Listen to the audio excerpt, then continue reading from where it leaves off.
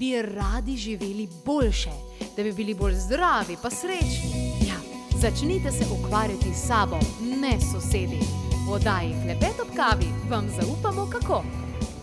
Začelo se je z zgodbo naše vizažistke, ki je šla na magnetno resonanco.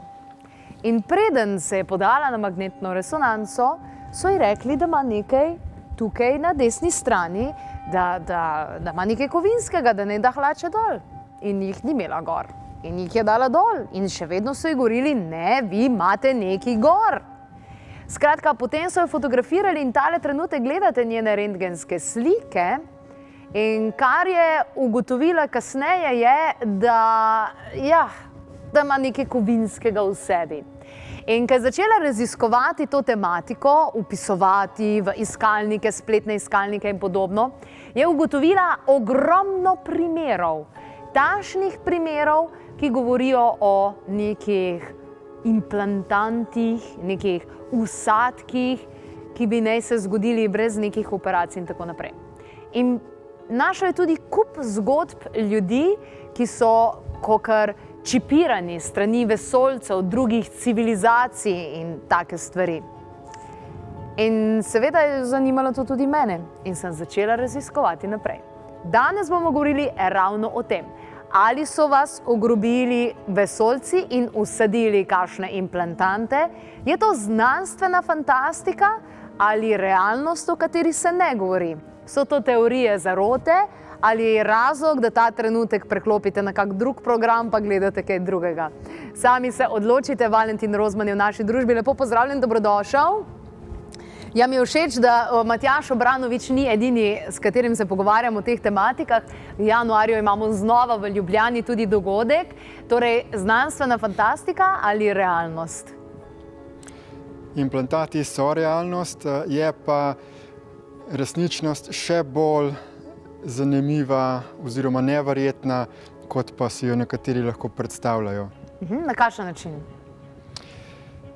V prejšnjem intervjuju sva govorila o meddimenzijskem portalu, se pravi o deklici, ki ima zmožnost, da se odreinkarnira in potem se druga bitja lahko inkarnirajo v njeno telo. In od takrat naprej, pred 14 leti, so začeli nastajati meddimenzijski intervjuji z raznimi bitji, ki so poročala o tem, kaj se je dogajalo vse v zgodovini stvarstva. No in ena serija teh intervjujev je tudi posneta iz strani raznih bitij, ki so sodelovala pri implantiranju ljudi. Pojasnjuje se pa na ta način, da ti implantati so bili meddimenzijski. Torej, to, kar ljudje sedaj najdejo na sebi, na svojem telesu v smislu kovinskih implantantov, so najbrž vsadki kakšnih vlad, skrivnih služb ali kaj takega. To, s čimer smo bili pa mi programirani kot človeška fizična telesa, je pa potekalo na tak način. Še posebej v času med spanjem so določena bitja prišla in so okoli našega telesa ustvarila vakuum na ta način, da so hkrati čas in prostor pospešila in hkrati upočasnila. No, to se sliši zelo nenavadno, dobro. Tako. In v tem vakuumu se je potem lahko človeško fizično telo razcepilo, razširilo in potem so imela možnost usaditi te meddimenzijske implantante. Se pravi, je to neka realnost kot takšna? Je realnost. Ampak kaj pa je namen teh implantantov, nekih čipov, kakorkoli jih imenujemo? Podobno kot v filmu Matrica je realnost, da so bila človeška fizična telesa ustvarjena zato, da delujejo kot biološke baterije. Torej, da se preko njih črpa fizična sila in pretvarja preko teh čustvenih reakcij v energijo bele svetlobe, iz katere so se potem gradile energetske realnosti. In bitja, ki smo bila inkarnirana v to fizično telo, smo bili potem programirani preko umsko-zavestnega sistema, da bi skozi medsebojne interakcije ustvarjali čim več teh čustvenih reakcij, da bi potem lahko to energijo poželi. In namen teh implantantov je bil vplivanje na razmerje teh sistemov, ki so bili v nas, zato da smo delovali optimalno za to svojo funkcijo bioloških baterij. Se pravi, le nismo tako najpomembnejši na tem svetu, ljudje. Ljudje smo Koristni? ena izmed najbolj primitivnih živih bitij v celotnem stvarstvu. In tudi recimo, ko se govori o letečih krožnikih, da so bitja iz drugih vesoljci prišli tukaj na ta naš planet, je zgodba taka, da to so bila meddimenzijska bitja. V tej fizični realnosti ne obstajajo drugih ras vesoljcev. Ta druga bitja so meddimenzijska in tudi leteči krožniki oziroma njihova plovila, ki so prišla v to fizično dimenzijo, so bila meddimenzijska. Se je pa dogajalo, da zaradi zgoščevanja te fizične dimenzije, da so njihova plovila začela dobivati snovno obliko in so nekako postala ujeta v tej fizični dimenziji. In te leteči krožniki oziroma vesoljske ladje, ki so jih potem našli, okoli 1500 ne bi jih bilo na tem planetu, so potem vlade jih zasegli in poskušali narediti obratni inženiring. Ampak tako da vesoljskih ladij od drugih bitij zdaj že nekaj desetletij ni več tukaj. Vse, kar se vidi, da leta po zraku, so nekako poizkusi vlad, da bi naredili podobne vesoljske ladje, ampak vse je na izjemno nizkem primitivnem nivoju. Ampak trudijo pa se, očitno. Trudijo se, pa tudi uporabljajo tehnologijo, kot je, mislim, da se reče Blue Beam, zelo realistična trodimenzionalna holografska projekcija. In pomembno je, da se zavedamo, da hollywoodski filmi, ki nas strašijo v teh vesoljcih in tako naprej, in razne vesoljske ladje, ki jih vidimo po zraku, razne nenavadni pojavi, vse to so diverzije, preusmerjanje pozornosti iz strani vlad, zato da bi nas odvrnili od tistega, kar je najbolj pomembno. Ampak trenutno vlade, jaz nimam pojma, ampak kakor opazujem, te stvari nočem soditi ali pa obsojati ali pa karkoli od tega daleč od tega, ampak tako se mi zdi, da trenutno neki politiki in ljudje na nivojih, da ne govorijo, ne ljudje, ni drugih bitij na tem svetu oziroma v tem vesolju. Ne rečejo, da vesoljci, ne zemljani, druga bitja, da ne obstajajo. Ne rečejo ne, ampak ja pa tudi ne rečejo. V tem smislu, le smo nevtralni, ne bomo se o tem pogovarjali, ker je smešno, da bi si dovolili še vedno reči, ne, sami smo v tem vesolju, ker bi bila to res egoistična izjava. Po drugi strani pa priznati pa tudi nočejo, oziroma smo v tem procesu nekega mehkega, tako lepo reče Obranović, nekega mehkega razkrivanja. V teh meddimenzijskih intervjujih se pojasnjuje, da smo človeška rasa edina vrsta, edina rasa biti v tem snovnem vesolju. Se pravi, ostala bitja so iz drugih dimenzij. Te vesoljci, ki jih kažejo tudi v nekaterih dokumentarcih, se pravi, ki imajo človeku podobne telesa, so pa v bistvu rezultat neuspelih poskusov kloniranja vlad. kloniranja česa? Kloniranja človeškega fizičnega telesa, se pravi tega genskega inženiringa. Aha, tudi to se dogaja, oziroma se je dogajalo ves čas. No, nekdo izmed ekipe naše oddaje Klepet ob kavi pa ima izkušnjo, najprej povem, da je to človek vreden zaupanja, priden, delaven, marljiv, iz vasi, ki je celo življenje delal in kar nekaj let sva s tem človekom že sodelovala, ki mi je pa enega večera povedal, da so pa njega enkrat ugrabili nezemljani. Ne?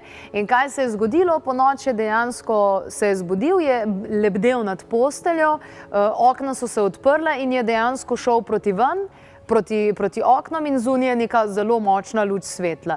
Potem se pa nič več ne spomni, sam zjutraj se je zbudil in začel tekati po hiši, če so vsi še doma, ker se je ustrašil in je rekel, to niso bile sanje, ker ve, kako izgledajo realne sanje, resničnostne sanje, da je to bila čist realna izkušnja kot taka. Kaj bi ti porekel na to? Te pojavi se razlagajo kot izkušnje teh ugrabitev, ki pa niso fizične ugrabitve, ampak so vsajanje teh meddimenzijskih implantatov. Ker naša človeška podzavest potem to interpretira kot fizično ugrabitev, ker si ne zna drugače predstavljati ta pojav. Ampak dejansko gre za neke eksperimente, ki se odvijajo? So se odvijali teh eksperimentov, oziroma vplivov drugih bitij ni več, ker sedaj celotno stvarstvo deluje v smislu osvobajanja človeške rase od teh programiranj in zato pri naši skupini Destiny predvsem pozivamo ljudi, da čim več delajo na sebi in razvili so se brezplačni tudi spletni tečaji, ki se imenujejo Destiny Eye Process, kjer lahko človek spozna točno delovanje našega umsko-zavestnega sistema, mehanizem proizvajanja čustvenih reakcij in kako lahko vsak z zelo enostavnimi orodji, kot je pisanje, analiza miselnih vzorcev, samoodpuščanje, dejansko odstranjuje vse te programe, ki v nas proizvajajo te čustvene reakcije. Tako da postanemo čustveno stabilni, da povečujemo zavedanje našega fizičnega telesa in da delujemo po zdravi pameti ter v korist vseh živih bitij v celotnem stvarstvu. Kot bi dejansko moralo biti. Tale trenutek pa preverimo aktualna dogajanja, predvsem vas bo verjetno zanimalo, če so vam te tematike domače ali pa sploh ne in bi želeli, da so.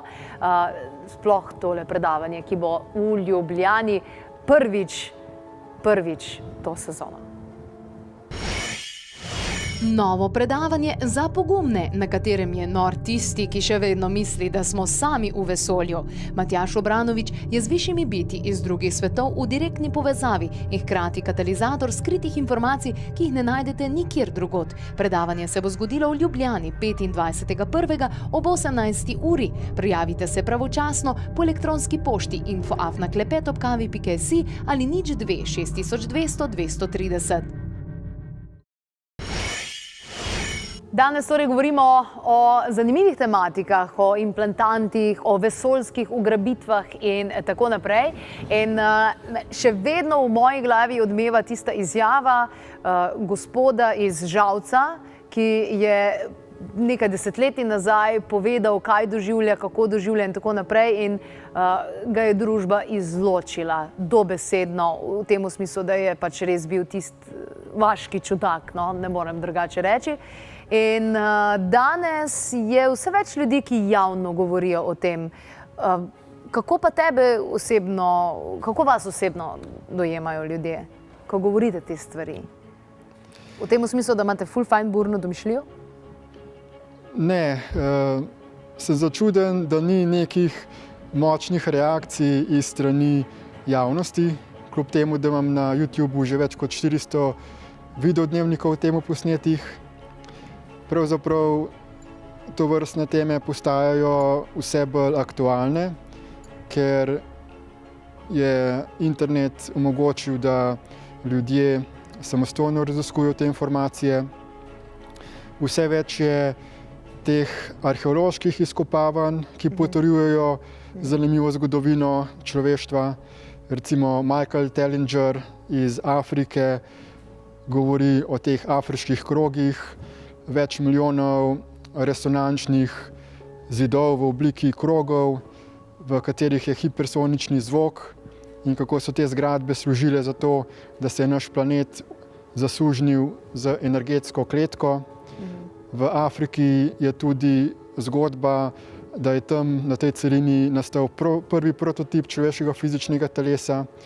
In Michael Tellinger je tudi napisal knjigo z naslovom Slave Species of God, se pravi suženjska rasa bogov. To smo mi. Tako kot ljudje. A ne? Tako da, nažalost, ljudje, kot se imamo za nekaj najvišjega, najbolj razvita živa vrsta na tem planetu, smo v bistvu živa bitja v največjemu nezavedanju realnosti in živimo v popolni ločenosti od univerzalne fizične realnosti. Ampak to se spreminja, koraki se delajo v tej smeri. Se delajo v tej smeri, ja. Predvsem mora človek se osvoboditi teh prepričanj, da je več vreden, da so druga živa bitja manj vredna, da jih obravnavamo samo za svoje vire, za naše lastne potrebe. In potrebno je, da ljudje samega sebe spremenimo, da imamo odnos do drugih živih bitij kot enakovredna živa bitja. Kar je najbolj zanimivo ljudem, ki se mogoče ne spoznajo na te tematike, je to, Jasmina, kako je to možno, ti se zanimaš za zdravo prehrano, pa za spiritualnost, pa za psihoterapijo, pa odnose, pa potem za nezemljane. Koliko je to povezano? Pravzaprav je to vse povezano. Ja, človek, še posebej naš javni izobraževalni sistem, vse skupaj poskuša ločiti v posamezne strokovne sektorje. Se pravi, mi spoznavamo realnost na ta način, da imamo neke vrhunske strokovnjake, ki se na neko drobno stvar spoznajo. Ne pa širino, ne? Ni pa tukaj potem razumevanje te medsebojne povezanosti. In sedaj gre vse skupaj v smer celostnega, holističnega raziskovanja, ko se noben delček realnosti ne zanika, ampak se poskuša celotno sliko tega sveta razumeti in tudi celotno zgodovino stvarstva, kljub temu, da je tako fantastična. Fantastična kot znanstveno fantastična, ampak ali fantastična? Znanstvena fantastika je še zelo omiljena različica resničnosti. Sprejmem. Hvala lepa za vse, kar ste nam zaupali. Torej, vljudno vabljeni januarja na dogodek v Ljubljani, prvič to sezono. Matjaž Obranović, sem prepričana, da bo znova zaupal kar zanimive zadeve. Zadnjič smo imeli v Novem mestu in 200 ljudi je tam poslušalo res zanimiva pričanja tudi in take stvari in vedno znova ljudi preseneti. Pa tuh ljudi pride na te dogodke, jaz mislim, da nas bo 10, ali v bistvu nas je 200. In še več jih torej pričakujemo tudi januarja, zato pohitite s prijavo, če vas te stvari zanimajo. Na www.klepetobkavi.si pa preverite nujno tudi vse minule posnetke. Z Valentinom sva enkrat že govorila in seveda kar nekajkrat tudi z Matjažom. Preverite, poglejte si te stvari in širite ter govorite jim. In veliko ste spraševali tudi o Sedoni, mojih izkušnjah v Sedoni, če bo Klepet ob kavi kdaj organiziral kakšno potovanje v Sedono in nič še ne morem konkretnega povedati, razen to, da kaže, da ja. In sicer naslednje leto v septembru, tam nekje. Nič več vam ne morem druga povedati. Pogledajte. Moji sošolci iz faksa me iz poletja do jeseni niso prepoznali. Shujšala sem 20 kg. Tudi gospod Tomič me je najprej vprašal, povej mi, zdaj ni mame s tabo, a imaš anoreksijo?